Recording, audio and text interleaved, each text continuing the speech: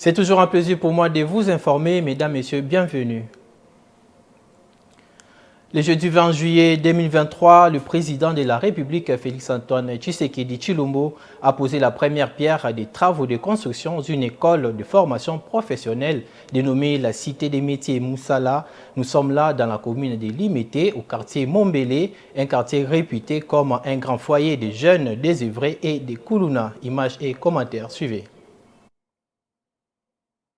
Avec ce geste, Félix Tshisekedi Tshilombo a démontré sa préoccupation quant à la situation sociale des jeunes dont le taux de chômage est criant. Ce centre, entièrement financé par l'agence belge de développement Enabel, sera érigé au sein de l'institution agricole de Mombele de vieille bonne réputation. Cette cité dénommée Moussala va contribuer à préparer l'avenir professionnel de la population congolaise en général et de la jeunesse chinoise en particulier qui se démarque dans plusieurs dérives. À l'occasion du lancement des travaux, la ministre de la Formation professionnelle et métiers, Mme Antoinette Kipoulou, saluant l'engagement du chef de l'État Félix Tshisekedi, a inscrit cette action dans le cadre du programme Kin Emploi, projet salutaire qui apporte un appui conséquent au développement de l'emploi et de l'entrepreneuriat à Kinshasa. La construction du centre Moussala entre dans le cadre du projet Kin Emploi, un programme salutaire qui apporte, en collaboration avec le ministère de la Formation professionnelle et métiers, un appui au développement de l'employabilité et l'entrepreneuriat à Kinshasa. Il est vrai que si ce projet vise à accompagner plus de 5000 jeunes Kinois, dont 2500 à l'emploi direct d'ici 2025, il est prévu aussi la mise sur pied d'un dispositif pédagogique, technique et numérique pour rendre plus pratique la formation qui y sera dispensée. Quant à l'expertise, 3 filières principales seront organisées, notamment la transformation, l'agroalimentaire et l'apprentissage numérique dédié à la promotion agricole. Éventuellement, d'autres filières y seront proposées au fur et à mesure des besoins spécifiques de la ville de Kinshasa. Le coût des travaux de la cité Moussala est estimé à 10 millions d'euros pour un projet censé réduire le taux de chômage des jeunes de 15 à 25 ans, dont 50% sont des femmes. Le choix du quartier Mombele est évocateur et historique pour Madame la ministre. Ce site a l'avantage d'être stratégique car situé à la rencontre des 4 communes, Limete, Ngaba, Makala et Kalamu, confrontés au même fléau, à savoir l'alcoolisme, la drogue, la prostitution, la déperdition scolaire, le banditisme et la délinquance juvénile, pour ne citer que celle-là. Vu que c'est sur ce site qui était érigé depuis 1959 par le Royaume de Belgique, l'école cycloco des moniteurs agricoles, M. Johan Ndeke, ambassadeur de Belgique en RDC, a marqué le soutien de son pays à la vision du chef de l'État qui vise à valoriser le potentiel de la jeunesse congolaise.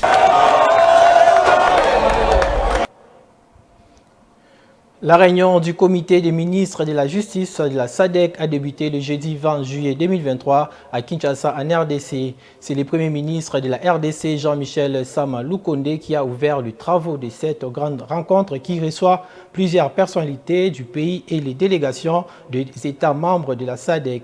Ces assises ont comme objectif principal l'examen des projets d'instruments qui nécessitent une autorisation juridique avec d'être recommandés au Conseil des ministres et au sommet de la SADC pour approbation finale et adoption. Suivez.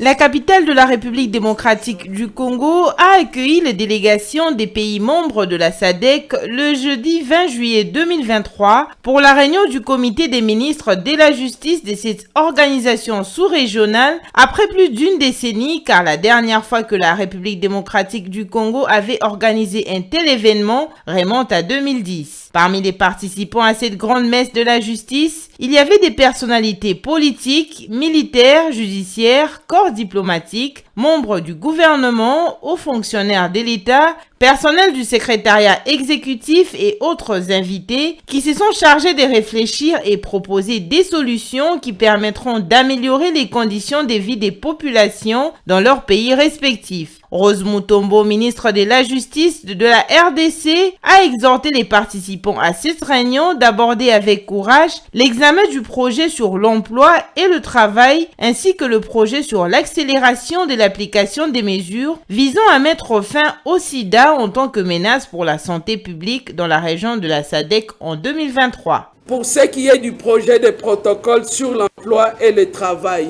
celui-ci vise entre autres la mise en place d'un cadre de coopération stratégique régionale sur l'emploi et les questions irrélatives afin de contribuer à l'amélioration des conditions d'un travail décent pour tous et de faciliter l'adoption des normes minimales et la réalisation des principes et des droits fondamentaux relatifs au travail dans la région.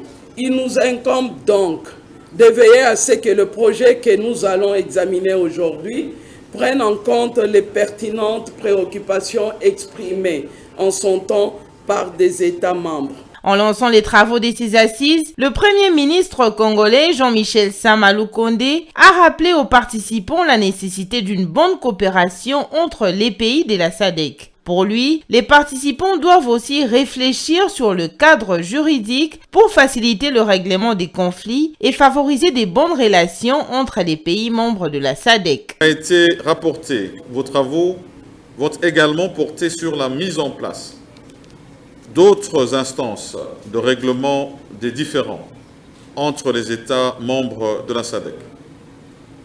La résolution pacifique des différends, comme on le sait, est un pilier fondamental de la stabilité et de l'unité régionale. En renforçant nos mécanismes de règlement des différends, nous consolidons notre engagement en faveur de la paix, de la sécurité et de la coopération entre nos États.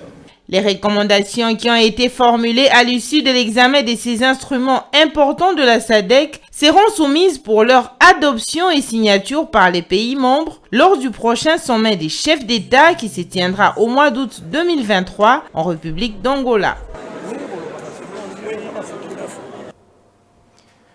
Le bourgmestre de la commune d'Ngaba, Aimé Francis Lolinga, a lancé l'opération Zéro Kuluna dans tous les quartiers de sa juridiction.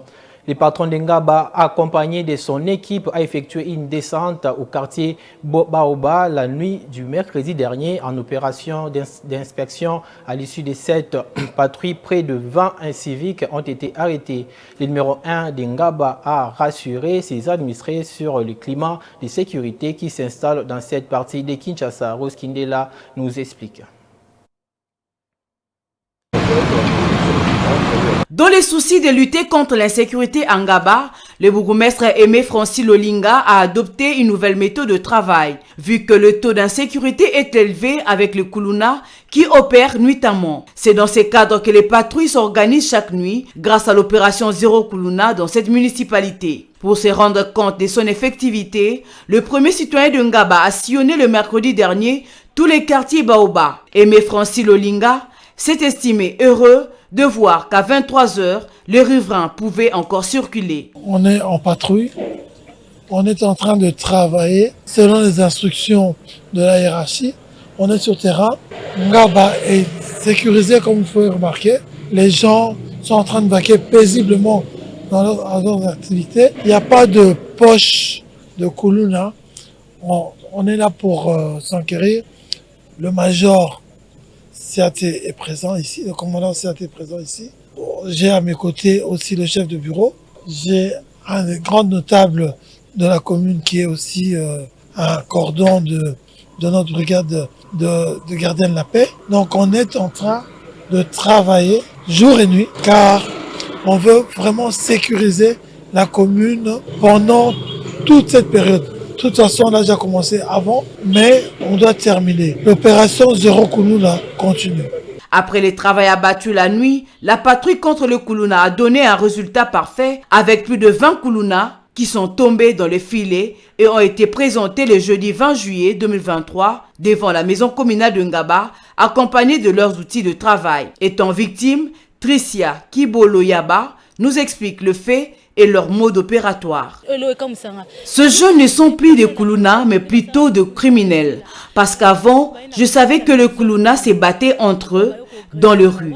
Mais aujourd'hui, nous les voyons agresser les gens dans leurs maisons, dans des maisons commerciales. Ils étaient venus chez moi, dans ma propre boutique, comme étant des clients. Après quelques minutes, ils ont fait sortir 2 machettes. Ils ont emporté mon sac à main, ma carte d'électeur, mes téléphones, ma carte bancaire ainsi que d'autres biens. Moi, je ne demande rien que la justice et je remercie beaucoup nos autorités communales de Ngaba. Zéro Kuluna porte déjà ses fruits grâce à la brigade de la paix et les hommes en uniforme avec l'appui du bourgmestre de Ngaba. Ces assaillants seront jugés en audience publique dans le tout prochain jour.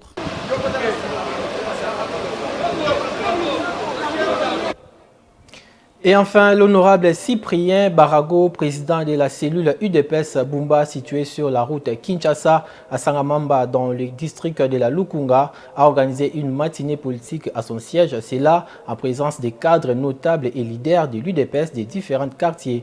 C'était pour confirmer aux combattants, hommes politiques tant nationaux qu'internationaux, la réélection du chef de l'État, son Excellence Félix Antoine Tshisekedi, l'élection présidentielle avec succès. Laetitia Moulalou.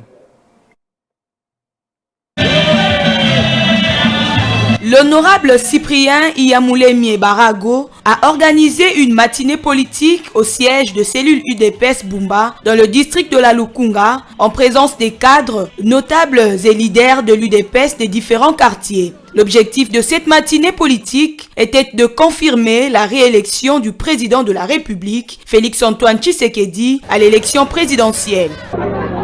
L'objectif est clair, si vous avez bien suivi, c'est d'abord faire élire le président de la République au deuxième mandat. Je voudrais que l'entité que je dirige, puisque je suis président de l'IDPS, de la cellule Bumba, je voudrais que mon entité puisse élire à 100% Félix Antoine Tshisekedi Tshilombo, puisqu'il le mérite. Et enfin, je me suis présenté aussi comme candidat député national pour que je puisse tant soit peu l'accompagner comme les autres députés qui seront avec nous à l'hémicycle. Tout a commencé par la prière, hymne du parti, puis l'allocution de l'homme puissant, honorable Cyprien Iyamulemi Barago, suivi de la présentation des invités et membres du parti par le coordonnateur, avant de passer à une autre étape, celle de présenter l'incontournable Cyprien, l'unique candidat de Lukunga à la députation nationale, et l'inoxydable Félix Aoudi Essao, unique candidat de Lukunga à la députation provinciale.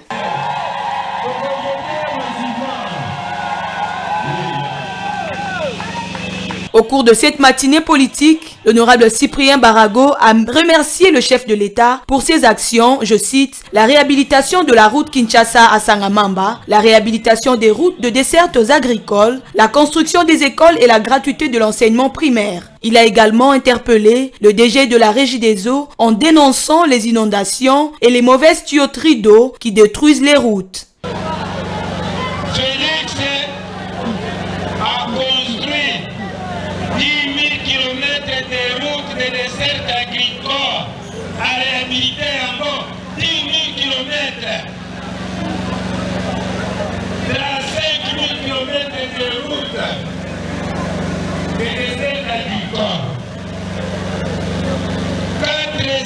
Ouvrages réalisés. Le Touba, Papa, Gani, Papa, on a déjà construit par le gouvernement de Félix 1500 écoles primaires et secondaires.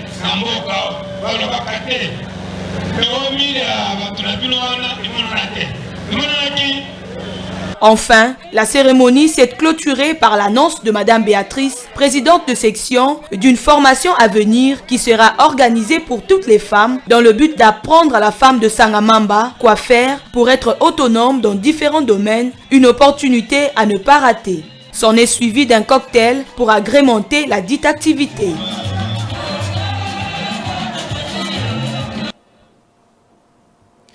C'est la fin de ce bulletin d'information. Mesdames, Messieurs, bonne suite des programmes sur Mantico Télévision. Une pensée, un écrit.